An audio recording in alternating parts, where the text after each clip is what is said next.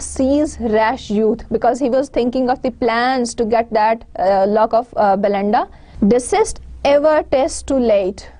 So it is said that rash youth is a reference to Baron, that you are being very emotional in your actions. Think before what you are doing, and before that it is very late. Fear the just gods.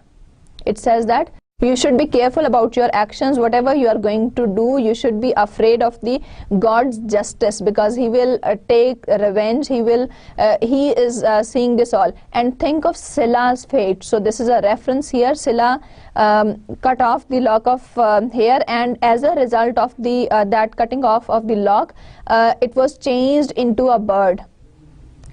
So changed to a bird and sent to flit in air.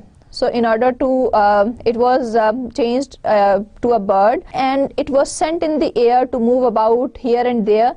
She dearly pays for Nice's injured hair. So this was the punishment that she received for cutting off the lock of hair of Nisus, who was her father. But when to mischief mortals bend their will, how soon they find fit instruments of ill.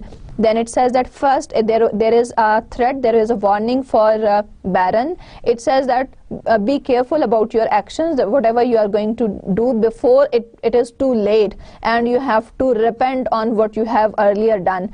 Then it says that you should keep in mind Scylla's fate, that who was converted to a bird because of cutting off the lock of hair.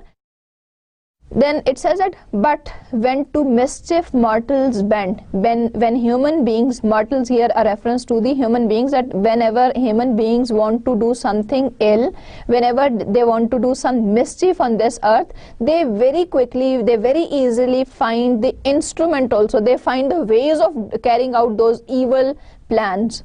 So this was an evil plan of Baron, that he wanted to cut off the lock of hair. So he very quickly, very soon, he found the instrument, he found the means of carrying out those evil designs.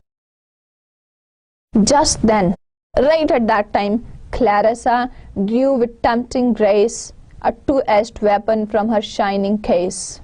So Clarissa, another lady there, she took out with tempting grace. In a very graceful and in a very persuading manner, she took out a weapon. And that weapon was, it is called weapon since it is an instrument. It is a two-edged weapon having two parts of it. So two parts here refers to the scissors, a pair of scissors. So she took out that pair of scissors from her shining case. So ladies in romance assist their knight, present the spear and arm him for the fight. He takes the gift with reverence and extends the little engine on his fingers' ends. So what she presented that in such a way to Baron, as the ladies used to help the knights during the romances. They used to help them, they used to present them with the necessary weapons during the war. They used to give them spears and arms and other weapons when they were about to leave for the fight. He takes the gift, he took it as a gift from Clarissa. With reverence, with great respect, he took that weapon from her and extends the little angel. The little angel here refers to the scissors. He extended it, he put it in his hands, on his fingers, and this just behind Belinda's neck he spread, and he tried it just behind Belinda's neck. As over the fragrant streams she bends her head, swift to the lock 1,000 sprites repair, 1,000 wings by turns blow back the hair, and thrice they twist the diamond in her ear, thrice she looked back, and thrice the foe drew near. So what happened? He tried to extend that just behind Belinda, and when she bent forward in order to take a sip from her cup of coffee, swift to the lock 1,000 sprites repair. Those spirits who were on the guard of Belinda, they appeared, thousands of them, they appeared there in order to save her lock of hair. 1,000 wings by turns blow back the hair. They tried 1,000 times, they were blowing air so that the lock of the hair moves away. and thrice they twist the diamond. They hurt the diamond. They try to tug the diamond in her ear thrice, 3 times, because these spirits, they wanted to make Belinda aware of the danger that was just near her, but she was unaware of the danger that was just behind her, and in that attempt they touched her diamond in her ear. Thrice she looked back. जितनी बार उन्होंने diamond को touch किया है, उसको हिलाने की कोशिश की है, उसको हर्ट करने की कोशिश की है, उतनी ही बार बेलिंडा ने पीछे मुड़कर देखा है. And thrice the foe drew near, और 3 बार ही जो उसका दुश्मन है, now who is the foe here? Baron. He drew near, he came closer to his neck, so that the sight of scissors that was concealed from her sight. She could not see that pair of scissors. She could not see him in with his real weapon. Just in that instant, anxious Ariel sought. So just at that moment, the close recesses of the virgin's thought. Just during those moments, Ariel, who was very anxious, who was anxious to save the lock of hair, he went closer to the virgin's thought. Here refers to the thoughts of Belinda. He wanted to know the thoughts of Belinda, and as on the nosegay in her breast reclined, he watched the ideas rising in her mind. Sudden he viewed, in spite of all her art, an earthly lover lurking at her heart. Now Ariel, who was very anxious to save Belinda's hair, he came closer to her. He wanted to know her ideas. As on the nosegay in her breast reclined, he came as closer to her heart as there were flowers, there were designs that were with which there were flowers with which her dress was designed, her breast was designed. He watched the ideas rising in her mind, and he came as closer that he could see, he could actually observe the thoughts that crossed her mind. He could know those ideas. Sudden he viewed, and all of a sudden what he saw, he was, in spite of all her art here refers to her deception, that she was pretending an earthly lover, in spite of all the pretense that she was with which she was hiding all her thoughts, all her feelings, an earthly lover lurking at her heart. He could see a man's figure hidden in her heart. Amazed, confused, he found his power expired when he saw those feelings present in her heart, because Belinda had the changing attitudes. Through her outer appearance, she was pretending that she was least bothered about anyone, but in her heart she had that love, she had that concern for Baron. So when Ariel discovered those feelings of Belinda for Baron, he was amazed and he was confused, and by finding these, since she herself wanted, she had soft corner for Baron, so these spirits could not save Belinda from his evil designs. He found his power expired, so he was helpless. Resigned to fate, he left everything to fate, and with a sigh retired. The pier now spreads the glittering forefix wide, unclosed the lock, now joins it to divide. Even then, before the fatal engine closed, a wretched sylph too fondly interposed. Now, what happened with those feelings? When Ariel found those feelings in Belinda's heart, he felt himself to be helpless. He left everything to her fate, and quietly, with the sad, dejected feelings, he went aside with the rest of his fellows.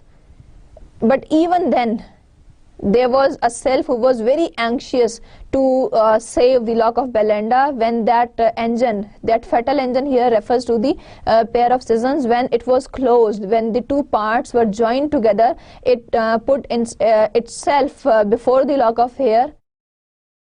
Fate urged the shears and cut the sylph in twine. So as the it was written, it was the fate of the sylph.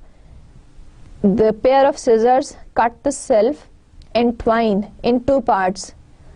but airy substance soon unites again. Since it is the airy substance, so it soon became one again. The meeting points that sacred here dissever. Dissever is the separate. So though the meeting point of the two parts of the scissors, when it met, it separated the sacred hair. Now Belinda's lock of hair is represented here as sacred hair.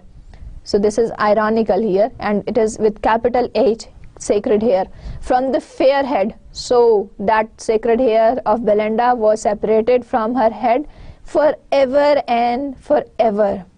It was separated from her body, from her head forever, and it would not be joined again. Then flashed the living lightnings from her eyes, and screams of horror rend the affrighted skies. Affrighted skies here, this is a figure of speech used here. Skies are not frightened. These are the feelings of the person that had been injected in the universal things. So the terror of Belinda has been injected in the sky. ये उसकी feelings हैं जो कि sky को दे दी गई हैं. So this is transferred epithet here. So what type of feelings? After her lock of hair was separated from her head, she came to know about that, and there was lightning. She was furious with anger, and that was reflected from her eyes, and she had the screams of horror, and she was frightened. Not louder shrieks to pitying heaven are cast. That she was cried and she wept in such a loud voice that her voice could be compared to when husbands or when lapdogs breathe their last, or when rich china vessels fallen from high in glittering dust and painted fragments lie.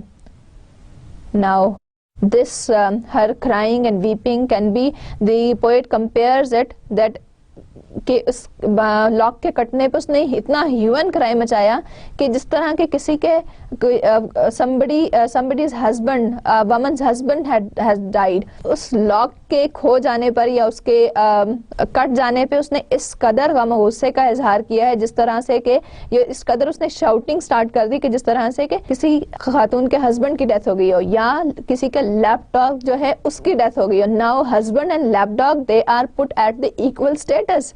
Look at the irony कि एक husband की death, एक life partner की death, and the death of a lapdog. Lapdog जो कि pet animal है जिसको घर में हम खुद पालते हैं. सो in those days these are the vanities of the elite class. This is a mockery of the high society के हस्बैंड की डेथ और जो एक पेट एनिमल है दोनों की डेथ का एक ही जितना सदमा है और उतना ही सदमा बाल कटने पर भी है. और when another comparison is also there, or when rich china vessels fallen from high in glittering dust and painted fragments lie. What happens when the china vessels, China मिट्टी का जो एक्सपेंसिव बर्तन है अगर वो नीचे गिरकर टूट जाए और उसके पीसेस पड़े हुए हों तो उस पर भी उतनी ही शाउटिंग होगी. So look at the triviality of the incident कि तीनों चारों जगहों पर जो है वो एक ही तरह की क्राई है, एक ही तरह का दुख है, उस पर एक ही तरह की मॉर्निंग है. Lock of losing the lock of hair, death of a husband, death of a pet animal, and the breaking of an expensive pot, जो जिसको कोई imported expensive pot जो है उसके टूटने पर भी उतना ही दुख है. So these are the vanities of the elite class. So they are obsessed with such things. Let reeds of triumph now my temples twine. The victor cried, the glorious prize is mine. So Baron said that garlands of, he wants that crown of victory, that he has won that prize, he had won that, he wants his temple to be encircled with the wreaths of flowers. He is crying out, he is for his glory, for his prize, that he has got the reward. While fish in streams or birds delight in air, he says, and what he said that he is asking for the reward, and he says that till the time the fish they keep on moving in the streams, or the birds they keep on flying in the air, or in a coach and six the British fair, or in a coach, that the females who ride, because in those days the females, the young ladies, they were obsessed with riding in the carriages that were driven by the 6 horses. So till the time these females of Britain, they keep on riding in the carriages that are driven by 6 horses, as long as Atlantis shall be read, as long as the books like Atlantis are read, or the small pillow grace a lady's bed, or the small pillows are used on a female's bed, while visits shall be paid on solemn days, and they receive guests on solemn days, on when numerous waxed lights in bright order blaze. That till the time there are a number of wax lights that are put together in a particular order, while nymphs take treats or assignations give, so long my honor, name and praise shall live. He says that till the time the nymphs, they keep on getting the entertainments, they keep on having the meetings with their beloveds, my name, my honor and the praise of my name, whatever I have got, it will remain till that time. So he has given all these things, that till the time the birds keep on flying, till the time that there are fish in the water, till he has given all these examples, that till these times, that probably he says that I have made my name eternal, and the glory and fame and the praise of my name will live forever, till the time all these things keep on happening. So these things will definitely keep on happening till the end of the day. What time won't spare from steel receives its date, and monuments like men submit to fate. Steel could the labor of the gods destroy, and strike the dust the imperial towers of Troy. So he says that time would spare. This is the time that from steel receives its date. So steel has the capacity of ruining everything. So all those great monuments of which men are very proud, they very with great arrogance they tell others about their achievements, those are also destroyed by steel, and they have to submit themselves to the fate, to the decisions made by the luck. Steel could even destroy the hard work of the gods, as it is said that the imperial powers, the imperial towers of Troy, he has given this allusion from the classical literature, that even those imperial towers of Troy, they are destroyed by steel. Steel could the works of mortal pride confound, and hew triumphal arches to the ground. So it can bring an end to all those victories of mankind. It could bring an end to them all. What wonder then, fair nymph here is Belinda, thy hairs should feel the conquering force of unresisted steel. That when all these things are destroyed, they are nothing before fate. That's when steel could destroy all such things. What is the significance, or what is the status of your lock of hair? So your hair stand nowhere in comparison to all those works of gods that are ground to earth. With this we finish with Canto 3. Now we begin with Canto 4.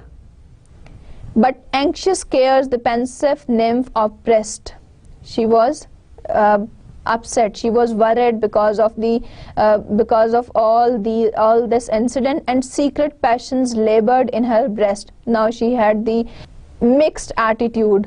She didn't know, because earlier, as Ariel discovered that she had the soft corner for Baron, she had a loving attitude. In spite of her pretense that she did not care for anyone, not even for Baron, she held some soft corner for Baron. So she had mingling attitudes, mingling feelings in her, mingling passions in her heart. Not youthful kings in battle seized alive, not scornful virgins who their charms survive, not ardent lovers robbed of all their bliss, not ancient ladies when refused a kiss. And these passions that were hidden in her heart, she could not tell these to anyone, not even to the kings who survived in the battles.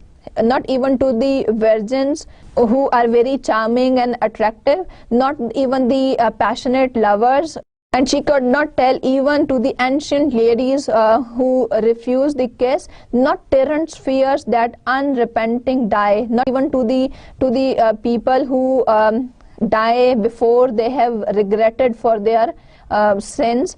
Not Cynthia when her mantos pinned Ori ever felt such rage, resentment and despair as thou, sad virgin, for thy ravished hair. He says that she cannot even tell this to Cynthia, the goddess of moon, that even the moon goddess did not feel such a rage, such an extreme anger, that when her upper garment was in a disarranged manner, resentment and despair as thou, sad virgin, for thy ravished hair, that all these did not feel so disappointed and depressed at having lost these things as you are feeling now on your hair having been stolen. For that sad moment when the sylphs withdrew and Ariel weeping from Belinda flew, Umbriel. So what happened? That very moment when Ariel discovered those feelings in Belinda's heart, and it withdrew itself from the protection of Belinda and submitted her to the will of God, another spirit came there whose name was Umbriel. Now in opposition to Ariel we have Umbriel. Ariel was the spirit who was keeping a guard on Belinda in order to save her chastity. So Umbriel appears, a dusky, melancholy sprite. So dusky refers to the color, the dark complexion of Umbriel, who is in sharp contrast to Ariel. Dusky is from dusk, when there is dim light. So melancholy is sad, gloomy, as ever sullied the fair face of light. So it brought a dirt or a big black spot to the bright day. Dawn to the central earth, his proper scene, repairs to search the gloomy cave of spleen. So spleen is the goddess. So, this spirit Umbriel, in order to find out something appropriate for this occasion, moved to the gloomy cave of the goddess whose name was Spleen. Swift on his sooty pinions flits the Norm, and in a vapor reached the dismal doom. No cheerful breeze this sullen region knows, the dreaded east is all the wind that blows. So it moved towards the cave, towards the house of the goddess Spleen, and it very quickly moved by moving quickly its wings towards the cave of the goddess of Spleen. And in splits of seconds it reached the gloomy place which was the palace of goddess of Spleen. No cheerful breeze this sullen region knows. Sullen is sad, very gloomy. So this region where the house of the Spleen was present, this cave, it did not know any happiness, any cheerfulness. The dreaded east is all the wind that blows. Now here it's the difference. The west wind in Britain is known to be fresh, and the east wind is known to bring sadness, misery, suffering. So there is a difference. West wind bringing happiness, bringing freshness, vigor, energy. On the other hand, the east wing is supposed to bring dread, misery, suffering, gloom, sadness. So दोनों में बहुत फर्क है. Wind is in itself is nothing, but literature में different concepts होते हैं. जो west wind है उसके साथ positive चीज़ें associate की जाती हैं, और जो negative हैं वो east wind के साथ associate की जाती हैं. That is why it is said that the dreaded east is all the wind that blows. So the east wind blows there because it is all sad and gloomy and dejected. So that is the atmosphere of the cave of goddess Spleen. Here in a grotto is the cave, sheltered close from air and screened in shades from day's detested glare, she sighs forever on her pensive bed, pain at her side and Magrim at her head. So she is lying in her cave and screened. What type of place is it? it is sheltered by sheltered from air, and she is having it is far from the day's light, because she did not like the detested glare, she did not like the sunshine of the day. She sighs for, because there is whenever there is sadness, there are gloomy feelings, there is no light, it's dim or dark, so there is lesser light in her cave. She sighs forever on her pensive bed. Even her bed is represented as pensive, that it is also dejected, it is also sad. So she sighs while lying on her bed, she sighs. And what she is having with her, she is having pain at her one side, and she is having megrim on her bed. Megrim is responsible for it is migraine, which is responsible for headache. Two handmaids wait the throne, alike in place but differing far in figure and face. So she had two maids also who were standing at the sides, who were attending her. They were having the same rank, they were having the same place, but they differed. They were very different from each other in their face and in their appearance. Here stood ill nature like an ancient maid. One was ill nature, and it stood like the ancient maid, the maids, the way the old maids appeared in the olden times. Her wrinkled form in black and white arrayed. So her appearance, she appeared, she was wearing a white and black dress, and her appearance was all wrinkled. वो बहुत झुरझुरियाँ सी उसमें पड़ी हुई थी. With store of prayers, it carried a store of prayers for mornings, nights and noons. All different types of or the prayers for different occasions, for different times of the day. उसके पास prayers थी जो कि different times के लिए थी. Morning के लिए अलग, night के लिए अलग, noon के लिए अलग से prayers थी. Her hands were not free, and even her heart was full of satire, was full of satirical remarks. Their affectation with a sickly mien. So the second maid who appeared there was affectation. First was ill nature and the other was affectation. It had the sickly mien, so it appeared very pale. Shows in her cheek the roses of 18. So somehow or the other she had managed to have the freshness of the roses in her cheeks. Practiced to lisp and hang the head aside.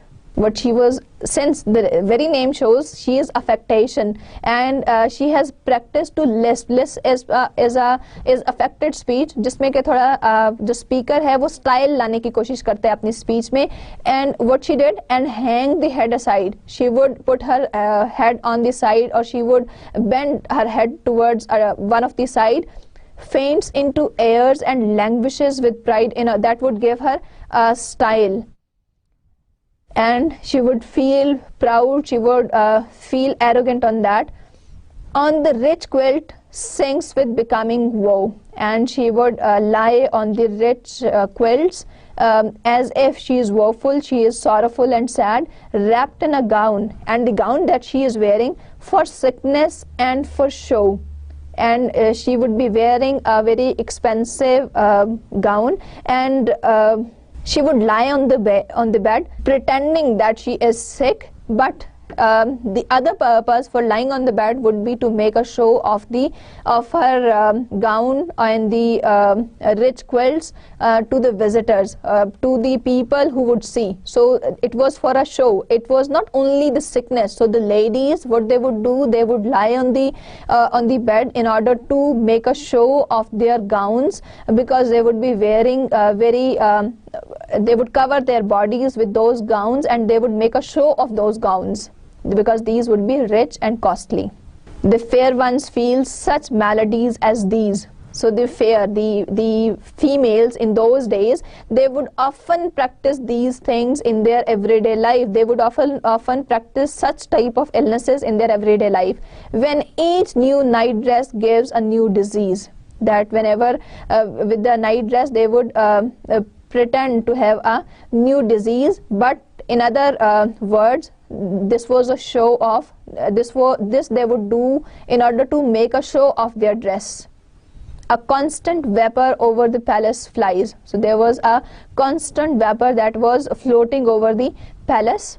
Strange phantoms rising as the mists arise. And out of those vapors, strange figures, strange ghostly figures were formed. Dreadful as hermits' dreams in haunted shades, or bright as visions of expiring maids. Those figures, those ghostly figures, they were as dreadful as the hermit's dream, as the hermit had the horrible dream, or they would be as bright as the vision of the maids who are about to die. Now glaring fiends and snakes on rolling spires, pale spectres, gaping tombs and purple fires, now lakes of liquid gold, Elysian scenes and crystal dooms and angels in machines. This is all the description of the cave of the goddess of spleen. The glaring fiends, the devils who would be very angry, and the snakes who are shaped in the form of curls, and the ghosts who appear very thin, and the gaping tombs. The gaping tombs refers to the white graves or the tombs, and the purple fires. Now lakes of liquid gold, which is turned into the liquid, and the Elysian scenes and the scenes of the paradise, and the crystal dooms, the clear dooms, and the angels in machines. So this is the description of the cave of the goddess of spleen. Unnumbered throngs on every side are seen. He could see the crowds of people on both his sides, of bodies changed to various forms by spleen, and those had been changed into various figures by the goddess of spleen. Her living teapots stand. So those were actually human beings, but they were converted into different shapes, and those human beings, they resembled different teapots, whatever she liked. वो goddess of spleen को जिसके लिए जो shape पसंद आई, उसने उस इंसान को उस पर्टिकुलर शेप में, उस पर्टिकुलर टी पॉट में जो है वो ढाल दिया. One arm held out, one of their arm held out, one bent the handle, this and that the spout. So they appeared, these all human beings on both the sides, they appeared like the teapots. A popkin is the cooking pot, and it appeared like he is giving another comparison here, bringing in the classical literature, a reference from classical literature, that as if it appeared like the Homer's tripods. Here sighs a jar, and there a goose pie talks. So where the women who had been transformed into a jar, they sigh there, and there are some who are converted into the shape of a goose pie, and they have been baked, and they have been pasted, and they talk. Men prove with child as powerful fancy works, and maids turned bottles call aloud for cocks. Men prove with child as if there are men who are expecting, and the powerful fancy works. Powerful fancy here, the work is it's the work of the imagination. So the imagination works here, the power of imagination works here, and the maids who have been turned into the shapes of bottles, they call aloud for cocks. They call aloud, they are calling out, they are crying out for the stoppers. Safe past the norm through this fantastic band. So all these things are lying on both the sides of the passage, of the path. उसके दरमियान में से norm जो है, he passed very safely. And what was the reason that he passed safely? A branch of healing spleenwort in his hand. He carried a branch of spleenwort. Spleenwort is a plant which saves the person from the evil intentions of the queen of spleen. Then thus addressed the power, "Hail, Hayward Queen." He then, the Nom Amriel, who had come to the cave of the queen of spleen, he started addressing her. He said that, "I welcome you who rule the sex to 50 from 15, that you rule over these young women from the age of 15 to 50. parent of vapors and of female wit, and you are the one who produces the melancholy, who brings them to the fit of sadness, and of female wit, who is responsible for their intelligence, who give the hysteric or poetic fit, and you are responsible for making them write poetry.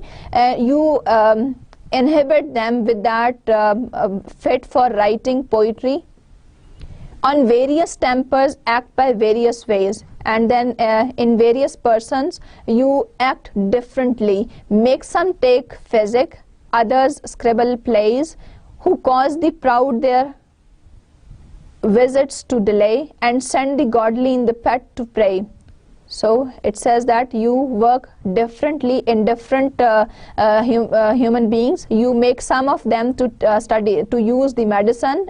He says that in various individuals you act differently because of the temperament of the person. You make some of the people to take medicines, while in others scribble plays.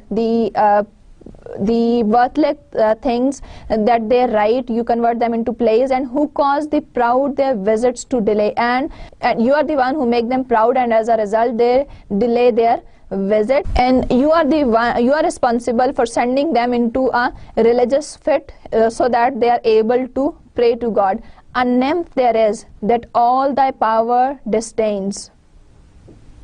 That there is a nymph, there is a beautiful young lady who rejects all your powers, who does not acknowledge your powers, and thousands more in equal mirth maintains. And there are thousands with her who maintain that happiness. But oh, if ever thy norm could spoil a grace, or raise a pimple on a beauteous face, like citron waters matron's cheeks inflame, or change complexions at a losing game, if ever with airy horns I planted heads, or rumpled petticoats, or tumbled beds. So now the Norm is saying that if ever I have done such a kind of thing, what he had not done, that he if ever he had spoiled the grace of the goddess, and if ever it had brought a pimple to any beautiful face, or if ever it had inflamed the cheeks of a matron, then if ever it had changed the complexion at a losing game, and if ever it had with its airy horns it had planted heads, or rumpled the petticoats, or the tumbled beds, or caused suspicion when no soul was rude, or if ever it had caused doubt in when no soul was rude, or discompose the head dress of a prude, or over to costive lapdog gave disease, which not the tears of brightest eyes could ease. Hear me and touch Belinda with chagrin. Chagrin here refers to the ill humor. Here it refers to the burning heart. It represents the bad feelings. So he says that I have never done such a kind of thing, so give me, I am requesting here that give me the ill humor, so that I can bestow Belinda with that. That single act gives half the world the spleen. So in this way I will be able to bring unhappiness to half of the world.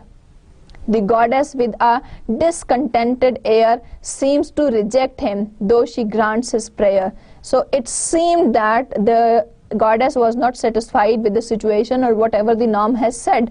A wondrous bag with both her hands she binds, was having she was carrying an amazing bag in both her hands, like that where once Ulysses held the winds. It was a similar bag that Ulysses carried. It's a mythological figure, and this is the reference to classical literature also. There she collects the force of female lungs, and she collected the force of the power of female breaths. And what it contained? It contained sighs, sobs, and passions, and the war of tongues. So it contained all those ill humors that women, refined women, do not like to possess. While next she fills with fainting fears, and another bag is also there that she fills with fainting fears, soft sorrows, melting griefs, and flowing tears. So she filled the second bag with fears, with sorrows, with the griefs, and with the tears. So lots of grief and sorrow was filled in that bag. The Nom, rejoicing, bears her gift away. The Nom was too happy to get that gift, these two bags, spreads his black wings and slowly mounts to day. Mounts to day, it comes back to the earth. So with his wings spread, the Nom starts taking its way back to the earth. Sunk in Thalestris' arms, the nymph he found. Nymph here is Belinda. She was lying in Thalestris' arms. Thalestris was Belinda's was one of the lady at the court, probably Belinda's friend or her fellow there. So since she was sorrowful, sad, and dejected, she was lying in the arms of Thalestris, her eyes dejected and her hair unbound. So her hair were also not in proper order. We can compare Belinda's situation here with the situation earlier, that her hair were very neatly tied by the maid and the sylphs also working on that. Full over their heads, the swelling bag he rent. He poured everything from those bags over their heads, and all the furies issued at the vent. And right at that moment, right by the opening of that bag, it issued all the furies on these two females. Belinda started burning with the anger, with the fury, more than a human anger. And fierce Thalestris fans the rising fire, and even Thalestris, since this bag was poured on her face also, she increased her anger. She worked to increase her anger. "O wretched maid," she spread her hands and cried. While Hampton echoes, "Wretched maid," replied. So in these lines, Thalestris addresses Belinda, and she calls Belinda a wretched maid. "Was it for this you took such constant care, that was it for this occasion that you had nourished your two locks for such a dreadful event, the bodkin, calm, and essence to prepare? For this your locks in paper durance bound, for this with torturing irons wreathed around." So it says that was it the event was for which you had very painfully nourished, you had taken proper care of your lock, and you had used the bodkins and combs and the essences to get ready and to nourish it and to prepare it. So was it for this that you worked so hard, you put in lots of your efforts? Was it this was the reward for which you were working so hard, you were putting in all your hard works and efforts? For this with fillets strained your tender head, and bravely bore the double loads of head. Gods, shall the ravisher display your hair, while the fops envy and the ladies stare? Honor forbid, at whose unrivaled shrine ease, pleasure, virtue, all our sex resign. She puts in a question. She says that this was the thing for which you had stressed, you have strained yourself so much, and you took lots of load of and you have been brave enough to nourish these locks of hair. Then she says that shall the ravisher display your hair, that the one who has taken away, who has stolen this lock of hair, he will display it for the purpose of envy. He is a fashion conscious young man, and he would display it as his great achievement, and the ladies of fashion, they would stare at it. Honor forbid, she says that, at whose unrivaled shrine ease, pleasure, virtue, all our sex resign. That because of this you have lost the honor, and you had sacrificed, because of it you had sacrificed your ease, your pleasure, your virtue, and everything because of this honor, because this lock of hair, it symbolized your honor. Methinks already I your tears survey, already hear the horrid things they say, already see you a degraded toast, and all your honor in a whisper lost. How shall I then your helpless fame defend? It will then be infamy to seem your friend. So she says that I am looking carefully at your tears, and I understand what horrible things, what horror they are causing and what they are saying. And because of losing this lock of hair, you have become dishonored, and in a whisper your honor is lost because of losing this lock of hair. I am helpless to do anything for your fame, and it is a shameful thing for me to that I am helpless. As your friend, I cannot do anything for your fame. And shall this prize, the inestimable prize, exposed through crystal to the gazing eyes and heightened by the diamond circling rays, on that rapacious hand forever blaze? Sooner shall grass in Hyde Park Circus grow, and wits take lodgings in the sound of bow. So she says that this is the reward, this is the inestimable prize, this is the invaluable prize that is exposed through the crystal to the grazing eyes. And it is even more valuable than the diamonds that are put into the circle. So this is even more valuable than those diamonds. And that lock of hair that is invaluable, that is even more valuable than the diamonds, it lies on the greedy hands of that ever lies on those greedy hands who have stolen it. She says that soon the grass will grow in the Hyde Park Circus, and soon the wits, the intelligence of the people, it will bow down to the sound of the, it will take rest in the sound of the bow. Sooner let earth, air, sea to chaos fell. Let there be chaos, let there be disorder on the earth because of this. Men, monkeys, lapdogs, parrots perish, all that, everything will perish because of this mishap. She said then, ragging to Sir Plume repairs, and bids her beau demand the precious hairs. And she asks Sir Plume to take that precious hair back from the beau. Beau here refers to the gentleman, referring to Baron. Sir Plume of amber snuff box justly vain, who was always famous for carrying a snuff box with him, and the nice conduct of a clouded cane. He carried it very nicely along with him.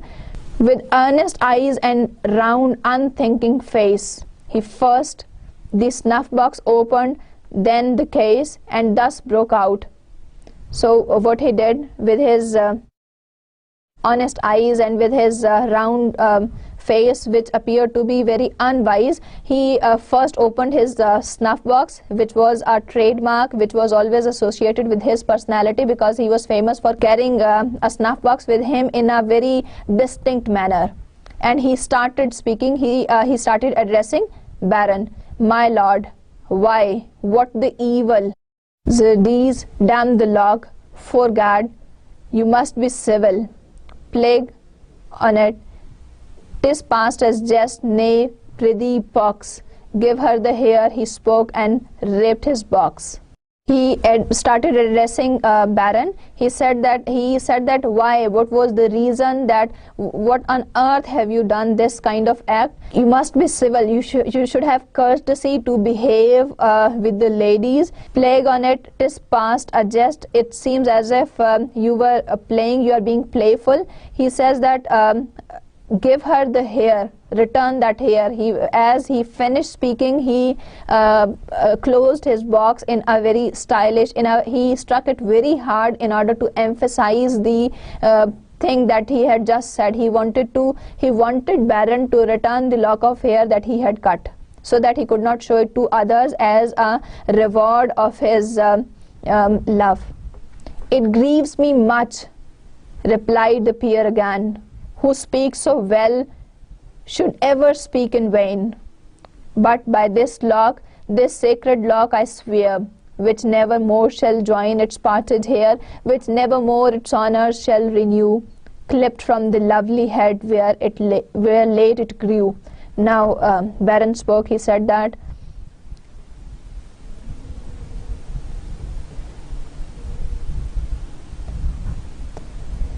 he addressed Sir Plume. He said that whatever you have said, it is all useless, it is all in vain. He says that I swear by this sacred lock which will not join ever the head from where it has been separated. It will never get that honor back from where it has, because it has been separated away, it has been taken away from the lovely head where it had grown.